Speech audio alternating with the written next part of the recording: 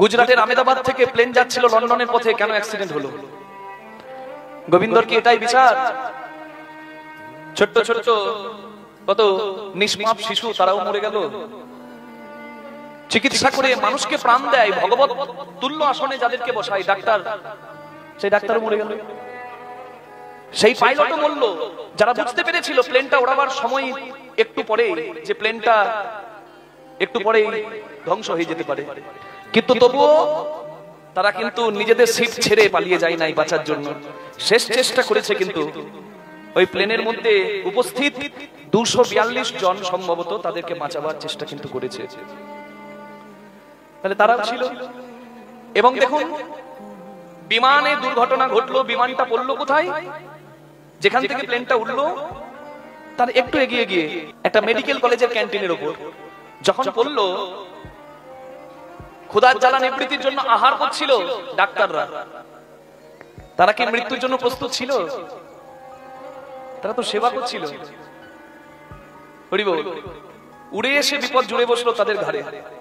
24 জন সম্ভবত ডাক্তার, তারাও প্রাণ হারালো। শুধু কি তাই, এত বড় বিস্ফোরণ হয়েছে, আশেপাশে সমস্ত কিছু পুড়ে ছাই হয়ে গেছে। মানুষের দেহগুলোকে তো ছাড়িয়ে ছাড়িয়ে বের করতে হয়েছে। কারোর হাত বেরিয়ে এসেছে, তো কারোর পা বেরিয়ে এসেছে। কারোর আবার হাতটা বের করতে গিয়ে হাতের হাড়টাকে ধরতে পেরেছে, মাংসগুলো সব খসে পড়ে গেছে। এইরকম অবস্থা। আশেপাশের পশু পাখিগুলো পর্যন্ত পুড়ে ছাই হয়ে গেছে। এত বড় দুর্ঘটনা। তাহলে আপনারা ভাবতেই পারেন, গোবিন্দ যদি অঘটন ঘটন করায়, তার ইচ্ছাতে যদি অসাধ্য সাধন হয়, তাহলে তার কি এটাই ইচ্ছা? প্রকৃতির ধ্বংস করা? আসলে খুব সৌভাগ্যবান একজন 11A নাম্বার সিটে, মানে ওই জানলার পাশের সিটে, এমার্জেন্সি এক্সিটের পাশের সিটেই বসে এসে বেঁচেছে। আর একজন সময় মতো পৌঁছাতে না পেরে প্লেনটা মিস করেছে বলে, টাইমটা মিস করেছে বলে সে বেঁচে গেছে। তাহলে দুজন বেঁচেছে আর বাকি জন শেষ হয়ে গেছে। আসলে কি জানেন বাবা, যার কর্মফল যেদিন শেষ হয়ে যায় তাকে আটকাবার ক্ষমতা এই সংসারে কারণ নাই। দেখুন প্রত্যেকে চলে যাবে এই সংসার থেকে, এই হাই সত্য। জন্ম আর মৃত্যু জীবনের দুটি সত্য, কিন্তু আমাদের দুর্ভাগ্য কি জানেন, আমরা এই সত্যটাকে কখনো গ্রহণ করি না। আমি মরবো এটা যদি একজনও ভাবে, তাহলে এত হিংসা, এত বিদ্বেষ, এত পাশবিক আচরণ সে কোনোদিন করবে না। কারণ সে চলে যাবে, সে দুদিনের অতিথি এখানে। এপারে তোর বসত বাড়ি, ওই পারে তোর বাসা, 2-4 দিনের মিথ্যা শুধু এই ভব সংসারে আসা। চলে যাবো তো সবাই, হাই তো সত্য বাবা। আর চলে যাওয়ার হেতু কিছু থাকবে। ব্যাধির মন্দির, হয় রোগ ধরবে, আর না হলে কোনো অঘটন ঘটন ঘটবে, আমাদেরকে চলে যেতে হবে। যার কর্মফল যেদিন শেষ হয়ে যায় তাকে সেই দিন চলে যেতে হয়। তাই তো চৈতন্য মহাপ্রভু পুত্র হারা শ্রীবাস পণ্ডিতকে বলেছিলেন যে, শ্রীবাস, যদি কাঁদতে হয় সংসারের এই অনিত্য, যা আজ আছে কাল থাকবে না, তার জন্য কেঁদো না।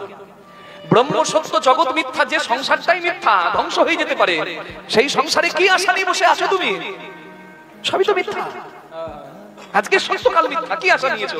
শ্রীবাস, কৈশ্য মাতা, কৈশ্য পিতা, কৈশ্য ভার্যা সহোদরা, কাই প্রাণে না সম্বন্ধ, কাকস্য পরিবেদনা। কে তোমার ভাই, কে তোমার বন্ধু, কে তোমার আপনজন, সবই এই অনিত্য সংসারের অনিত্যের ধন।